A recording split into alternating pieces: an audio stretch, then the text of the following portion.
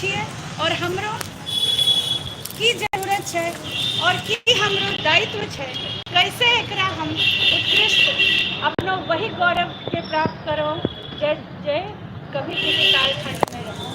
तो फिर से आप सबके लिए बहुत बहुत आभारी कि इतना बड़ो क्रीड़ा दीदी का ढेर सारा धन्यवाद। तो हमरा सबके बीच में कुछ पत्रकार भावे तो आरो हम आग्रह करे छे हमरो संदीप कुमार विक्टर जी थे और उन्हें अपना सबके बीच में अपना रंगीता के इकरार व्यक्त कर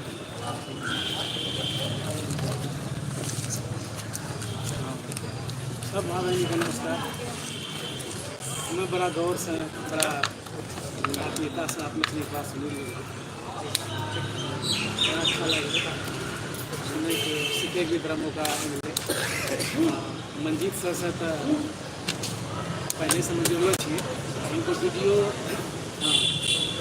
यूट्यूब पर जाबे छे बड़ा प्रेरणाक स्रोत खोज देखे